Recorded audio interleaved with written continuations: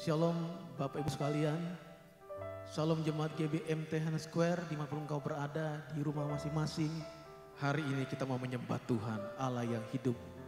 Sekalipun di tengah goncangan yang sedang melanda seluruh dunia, bahkan di Indonesia negeri kita, biar kita mau datang menyembah Tuhan. Mari kita berdoa sama-sama. Tuhan, terima kasih untuk anugerah dan rahmat-Mu yang selalu baru setiap pagi. Hari ini kami datang menyembah-Mu Tuhan. Meskipun di tengah goncangan sekalipun yang sedang kami lihat dan kami hadapi, kami ingin membuka hati, membuka roh kami selebar-lebarnya untuk menyembah-Mu. Engkau Bapa yang baik. Haleluya. Tuhan Yesus, Engkau Allah yang baik, Allah yang luar biasa. Bapakku datang menyembah-Mu di sini. Ku percayakan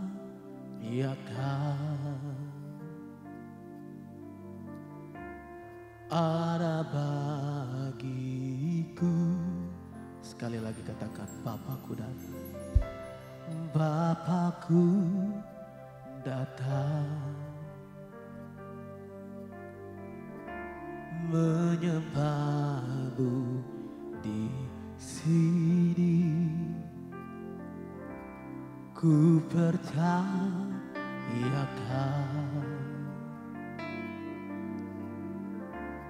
ada bagiku.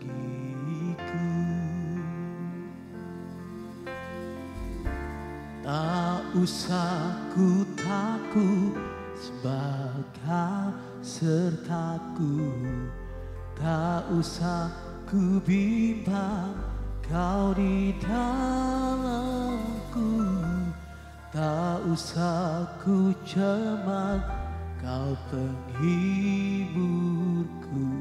Saat ku lemah Kau kuatku. Ku nyanyi haleluya,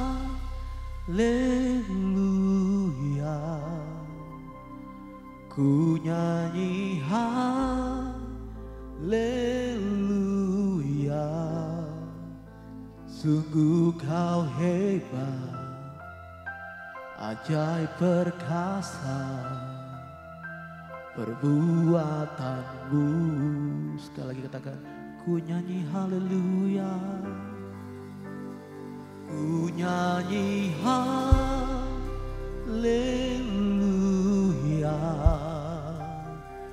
ku nyanyi haleluya. Sungguh Kau hebat, ajaib perkasa perbuatan-Mu. Katakan, di hidupku, di hidupku. Bapa, kami datang menyembah-Mu dengan segenap hati kami, dengan segenap kekuatan kami. Sama-sama katakan, Bapakku datang, Bapakku datang menyembah-Mu di sini. Ku percayakan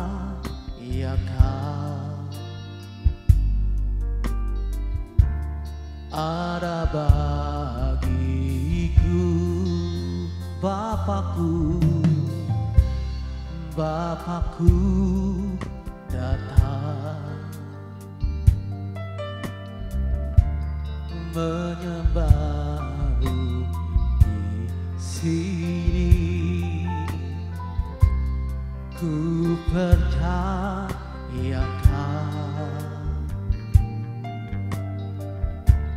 ada bagiku.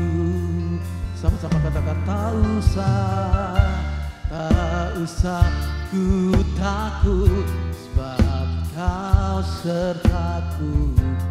Tak usah ku bimbang, Kau di dalamku. Tak usah ku cemas, Kau penghiburku. Saat ku lemah, Kau kuatku.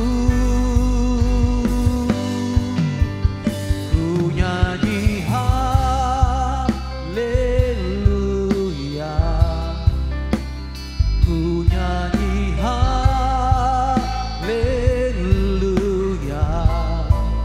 Sungguh Kau hebat, ajaib perkasa perbuatanmu. Dengan segala hati kalian, ku nyanyi haleluya, ku nyanyi haleluya. Sungguh Kau hebat, ajaib perkasa perbuatanmu. Mari biarkan musik menyembah Tuhan. Mari kita sembah Dia. Oh Rabakaralabasandara, kami datang menyembah-Mu Tuhan hari ini. Meskipun di tengah goncangan sekalipun, kami mau terus memandang Kau Allah Immanuel, Allah yang menyertai kami sampai kepada kesudahan zaman. Oh Rabakaralabasandara, Rabakaralabasandara, kami mau terus menyembah-Mu Tuhan Yesus, menaikkan syukur. Karena kami tahu di balik ucapan syukur ada kuasa yang mengalir. Oh haleluya. Yesus Tuhan. Oh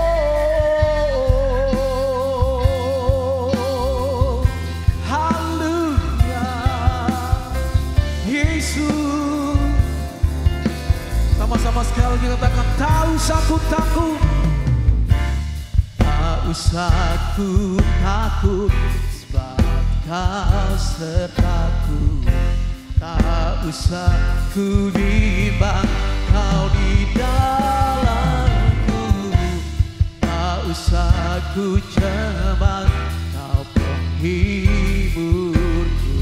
Saat ku lemah, Kau kuatku. Sekali lagi katakan, tak usah ku takut, sebab Kau sertaku.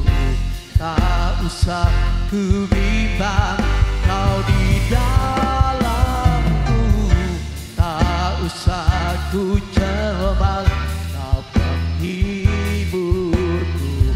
Saat ku lemah, Kau kuatku. Angkat tanganmu dan ku nyanyi haleluya. Ku nyanyi haleluya.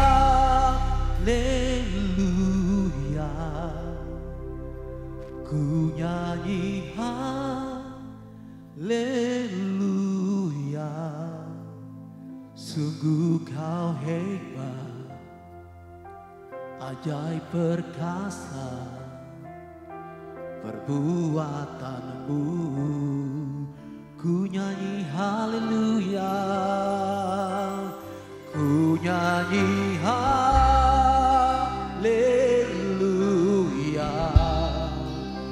Ku nyanyi haleluya. Sungguh Kau hebat, ajaib perkasa perbuatanmu. Katakan di hidupku, di hidupku. Katakan ku nyanyi.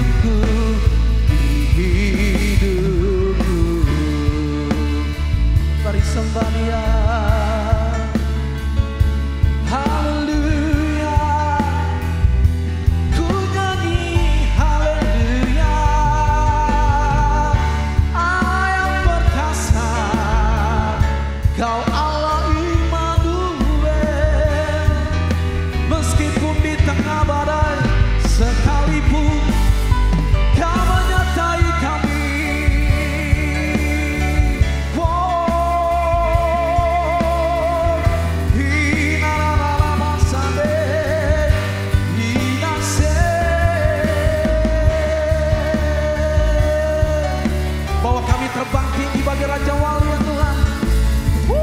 Haleluya. Yesus.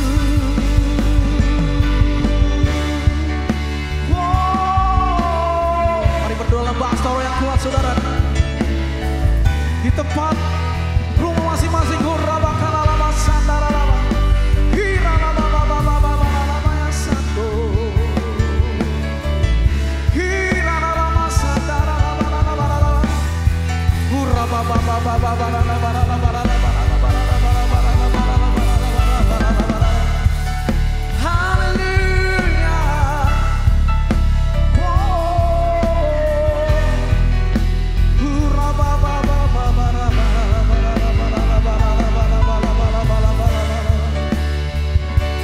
Kuasamu melingkupi kami ya Tuhan.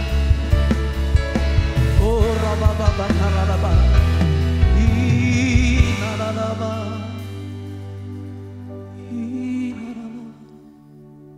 Tuhan, dimanapun kami berada, di rumah kami masing-masing Tuhan, kami mau mengangkat tangan kami, membuka hati dan membuka roh kami selebar-lebarnya. Dan kami mau serap hadirat-Mu, kuasa-Mu, sehingga itu menyerap, mengalir dalam aliran darah kami, mengalir dalam tubuh kami, sehingga segala kuasa penyakit, bahkan kuasa kegelapan tidak dapat menjamah kami, karena ada hadirat-Mu yang melingkupi kami Tuhan. Mari saudara yang rindu kuasa Tuhan, angkat tanganmu tinggi-tinggi. Haleluya. Lingkupiku,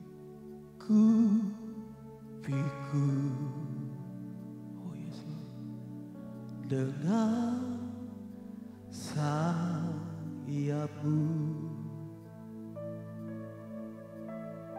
Naungiku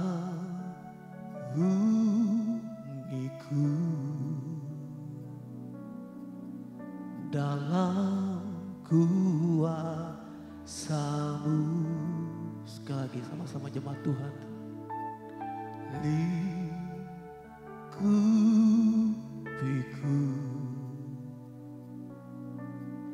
dengan sayap-Mu.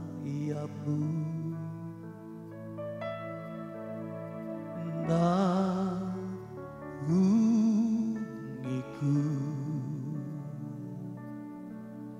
dalam kuasa-Mu. Di saat badai bergelora, ku akan terbang bersama-Mu. Bapa, Kau Raja atas semesta,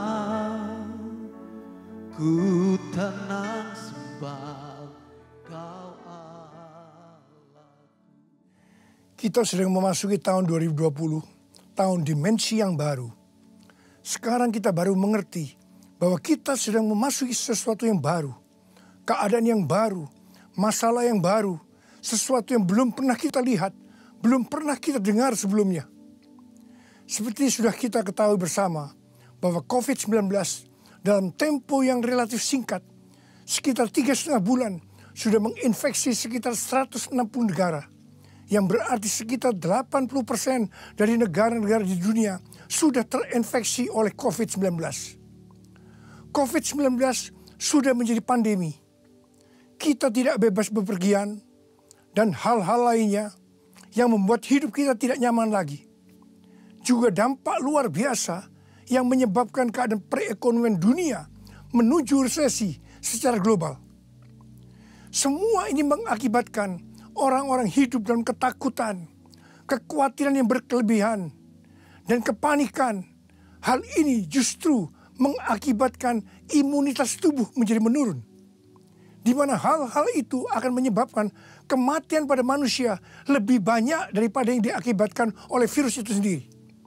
Hal ini memang yang dikehendaki oleh iblis. Tetapi justru Tuhan berkata kepada kita, jangan takut, jangan hidup dalam kekhawatiran, jangan panik. Sebab dengan tinggal diam dan percaya, disitulah terletak kekuatanmu. Tuhan Yesus berkata, jangan kamu khawatir, jangan kamu khawatir, jangan kamu khawatir apa yang akan kamu makan, apa yang kamu minum, apa yang kamu pakai. Semua itu dicari bangsa-bangsa yang tidak mengenal Allah. Tetapi Bapamu yang di sorga tahu bahwa kamu memerlukan semuanya itu. Tetapi carilah dahulu kerajaan Allah dan kebenarannya, maka semuanya itu akan ditambahkan kepadamu. Apa yang saudara butuhkan hari-hari ini? Saya tahu yang saudara butuhkan hari-hari ini supaya tidak takut, tidak khawatir, tidak panik. Kalau saudara mencari dahulu kerajaan Allah dan kebenarannya, saya percaya saudara tidak akan takut lagi, tidak akan khawatir lagi, tidak akan panik lagi. Ketika memasuki tahun 2020, Tuhan mengingatkan perkataan Rasul Paulus dalam 2 Korintus 4 ayat 13. Karena aku percaya, maka aku berkata-kata. Tuhan meminta kepada kita agar kita banyak memperkatakan firman Tuhan karena kita percaya. Kalau kita memperkatakan firman Tuhan karena percaya, terjadilah seperti apa yang kita katakan. Kita diminta untuk memperkatakan Mazmur 91. Janji Tuhan di dalam Mazmur 91 ditujukan kepada orang yang hatinya melekat kepada Tuhan, sehingga menjadikan Tuhan tempat perlindungannya. Tuhan berkata, engkau tidak usah takut terhadap kedahsyatan malam, terhadap panah yang terbang di waktu siang, terhadap penyakit sampar yang berjalan di dalam gelap, terhadap penyakit menular yang mengamuk di waktu petang. Walau 1000 orang rebah di sisimu dan 10.000 di sebelah kananmu, tetapi itu tidak akan menimpamu. Karena itu saya percaya, kalau hati kita melekat sama Tuhan, kita tidak akan hidup terus-menerus dalam ketakutan, kekhawatiran, dan kepanikan.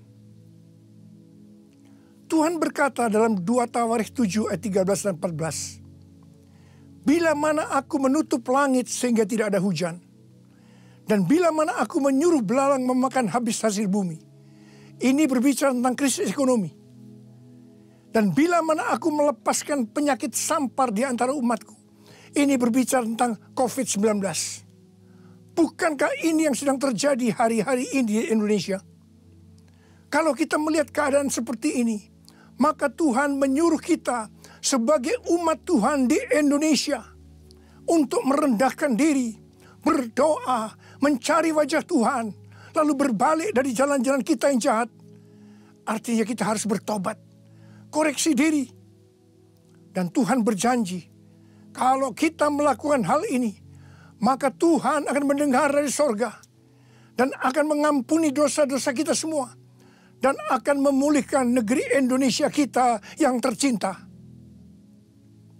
Sebelum segala peristiwa ini terjadi, COVID-19 masuk Indonesia, krisis ekonomi yang melanda Indonesia sebagai dampak dari krisis global, Tuhan sudah menyuruh kita untuk masuk doa puasa 40 hari.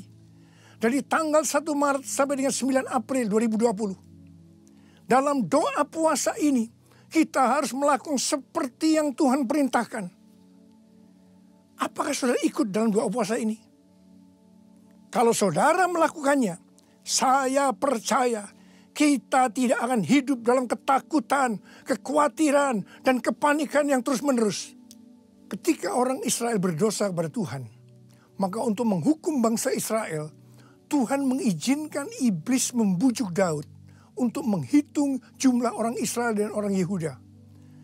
Dan bujukan iblis ternyata berhasil, karena Daud menghitungnya dengan kesombongan. Setelah menghitung, Daud sadar bahwa ia bersalah kepada Tuhan, karena dia melakukan itu dengan motivasi kesombongan. Di mana Tuhan tidak senang karena Tuhan menentang orang yang congkak. Melalui Nabi Gad, Tuhan memberikan 3 macam hukuman yang harus Daud pilih. Yang pertama, 3 tahun kelaparan di negerimu, yang artinya krisis ekonomi. Yang kedua, 3 bulan lamanya engkau lari dari hadapan lawanmu dan mereka mengejar engkau. Dan yang ketiga, 3 hari penyakit sampar terjadi di negerimu seperti COVID-19 yang ada pada saat ini. Dengan berat hati Daud minta kepada Tuhan agar dia dihukum jatuh ke tangan Tuhan saja. Jangan ke dalam tangan manusia. Dan hukuman yang Tuhan pilih adalah penyakit sampar selama 3 hari. Di mana yang mati berjumlah 70.000 orang. Artinya sekitar 8 kali lipat dari yang mati karena COVID-19 saat ini. Melihat kejadian ini, Daud bertobat. Dia sungguh-sungguh minta ampun kepada Tuhan. Setelah itu Tuhan berkata kepada Nabi Gad untuk menyuruh Daud membuat mezbah bagi Tuhan, agar tulah ini berhenti. Daud membuat mezbah itu di tempat pengirikan Arauna, orang Yebus. Arauna berkata kepada Daud bahwa dia akan menyiapkan segala sesuatunya. Tetapi Daud berkata kepada Arauna, aku tidak mau membuat mezbah ini dan mempersembahkan korban bakaran kepada Tuhan dengan gratis. Tetapi aku akan membayar harganya. Jadi, agar tulah itu berhenti, maka Daud melakukan yang pertama, Daud bertobat dan minta ampun sungguh-sungguh pada Tuhan. Dan yang kedua, Daud membuat mezbah dan mempersembahkan korban bakaran kepada Tuhan. Tidak dengan gratis, tetapi ada harga yang harus dibayar. Mezbah berbicara tentang ibadah. Di dalam beribadah kepada Tuhan, tidak dengan gratis, tetapi ada harga yang harus dibayar kepada Tuhan. Apa yang Tuhan minta harus kita berikan, termasuk mempersembahkan tubuh ini sebagai korban persembahan yang hidup, kudus, dan berkenan kepada Tuhan. Termasuk juga harta yang Tuhan titipkan kepada kita. Kalau kita melakukan apa yang dilakukan oleh Daud, kita harus percaya COVID-19 dan segala dampaknya akan selesai. Sehingga kita tidak hidup dalam ketakutan, kekhawatiran, dan kepanikan yang terus-menerus. Tahun 2009, ketika Tuhan berbicara kepada saya tentang akan terjadinya pencurahan Roh Kudus. Dan yang Tuhan sebutkan itu sebagai Pentakosta ketiga pada tahun 2013. Hal itu akan seperti yang terdapat dalam Yoel 2 ayat 28-32. Pada waktu Roh Kudus dicurahkan atau Pentakosta ketiga terjadi, akan terjadi 3 tanda. Tanda yang pertama, anak-anak muda, orang tua akan dipakai Tuhan secara luar biasa. Tanda yang kedua, mujizat akan terjadi luar biasa. Tapi tanda yang ketiga, goncangan juga akan terjadi luar biasa. Dengan adanya 3 tanda ini, Yoel 2 ayat 32 akan terjadi. Yaitu akan banyak orang yang berseru kepada nama Tuhan. Dan mereka yang berseru kepada nama Tuhan, mereka akan diselamatkan. Jadi akan terjadi penuaian jiwa yang terbesar dan terakhir sebelum Tuhan Yesus datang untuk kali yang kedua. Goncangan-goncangan yang luar biasa terjadi hari-hari ini. Dan kita harus mengerti bahwa Tuhan sedang mencurahkan Roh Kudus-Nya yang luar biasa pada zaman now, yaitu Pentakosta yang ketiga. Seorang hamba Tuhan yang bernama Henk Kuneman, dia mendapat penglihatan tentang angin, yaitu angin Roh Kudus, angin dari Tuhan yang turun di Jakarta dan sekitarnya, yang membuat goncangan yang keras. Dan dia juga berdoa untuk Indonesia agar terjadi kebangunan rohani. Ini adalah Pentakosta yang ketiga. Kalau kita mengerti akan hal ini, kita tidak akan hidup dalam ketakutan, kekhawatiran, dan kepanikan yang terus-menerus. Tetapi justru kita akan bersiap-siap untuk melihat apa yang telah Tuhan katakan selama ini tentang Pentakosta ketiga, yaitu anak-anak muda, generasi Yeremia akan bangkit. Amanat agung Tuhan Yesus akan selesai, di mana orang-orang akan menjadi murid Tuhan Yesus. Dan Tuhan Yesus akan datang kembali untuk kali yang kedua. Tuhan juga berpesan agar kita banyak berbahasa roh. Sebab sesuai dengan penyelidikan yang dilakukan oleh ahli bedah otak dari Oral Roberts University, bahwa orang yang berbahasa roh akan meningkatkan sistem imunnya sebesar 35-40%. Sehingga tidak mudah terinfeksi COVID-19. Pada bulan Oktober 2019, Daniel Kolenda yang sekarang menjadi pengganti Reinhard Bonnke mengundang saya ke Brasil. Sebab di Brasil ada gerakan anak-anak muda yang luar biasa dalam acara The Sen Brasil. Mereka menyiapkan suatu stadion di Sao Paulo yang kapasitasnya sekitar 80.000 kursi. Ketika tiketnya dijual untuk acara The Sen Brasil ini, kurang dari 6 jam tiketnya sold out. Yang waiting list sangat banyak. Kemudian mereka mencari stadion kedua di Sao Paulo, di mana tiketnya sekitar 3 hari sold out juga. Ternyata yang waiting list masih banyak. Mereka mencari stadion yang ketiga. Dan mereka mendapatkan stadion di Brasilia, ibu kota Brasil. Acara The Sen Brasil dilakukan hanya 1 hari. Yaitu tanggal 8 Februari 2020. Dari jam 10 pagi sampai jam 10 malam. Jadi selama 12 jam non-stop. Pujian, penyembahan, khotbah saling bergantian. Saya datang ke Brasil untuk mengimpartasikan api Pentakosta ketiga. Jadi pada waktu undangan saya terima pada bulan Oktober 2019 itu, saya bertanya kepada Tuhan, Tuhan, kok Brasil duluan ya yang mengalami pencurahan Roh Kudus untuk anak-anak muda? Tuhan menjawab, kamu kan tidak tahu apa yang akan terjadi pada beberapa bulan yang akan datang. Saya tidak mengerti jawaban Tuhan. Tetapi saya hanya perkatakan. Sampai pada waktu itu kita masuk doa puasa 40 hari. Di mana terjadi keadaan seperti sekarang ini. Kejadian COVID-19 yang makin meluas. Dan Tuhan berkata kepada saya, ini yang aku maksudkan dengan kejadian yang akan terjadi pada beberapa bulan yang akan datang. Saya diberikan pengertian oleh Tuhan bahwa melalui semua peristiwa ini akan terjadi kegerakan anak-anak muda di seluruh dunia.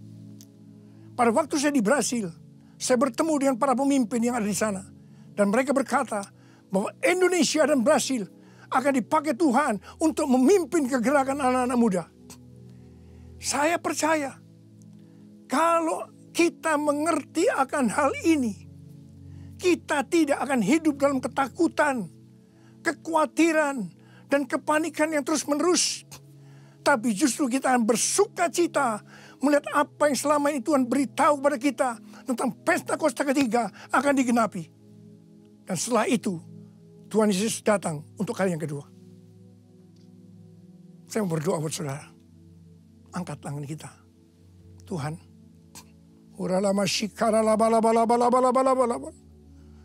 Hamba-Mu sudah menyampaikan isi hatimu Tuhan. Tuhan, pesan-Mu, kami tidak boleh takut, khawatir, panik secara terus-menerus. Justru kami harus bersuka cita melihat semua ini. Melihat apa yang Tuhan janjikan selama ini. Itu akan terjadi. Tuhan, berkati anak-anak-Mu Tuhan. Engkau berikan pada kami pengertian demi pengertian. Tolong anak-anak-Mu. Engkau jagai mereka. Tutup bungkus mereka semua dengan kuasa darah-Mu Tuhan. Jauhkan mereka dari serangan si iblis. Yang hari-hari sedang mengacak-ngacak dunia. Tuhan, terima kasih. Berkat-Mu melimpah buat anak-anak-Mu. Terima berkat Tuhan. Terima. Dalam nama Yesus. Sembuh dalam nama Yesus. Sembuh dalam nama Yesus. Amin. Jemaat GBM Ten Square dimanapun engkau berada. Haleluya, ini waktunya kita beri bagi bangsa ini. Come on. Yeah. Mari kita semua umat pilihan Allah, dengarlah panggilannya untuk menggenapi firman-Nya. Sekaranglah waktunya untuk berdiri bagi bangsa ini. Mari bantu umat pemenang. Sekali lagi, yeah. Mari kita semua umat pilihan Allah, biarlah panggilannya untuk menggenapi firman-Nya. Sekaranglah waktunya untuk berdiri bagi bangsa ini.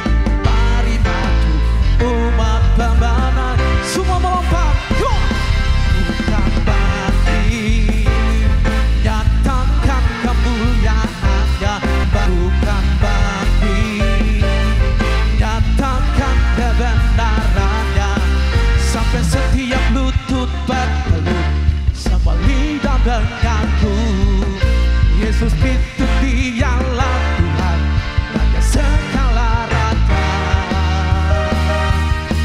Dialah Raja. Come on. Kita semua umat pilihan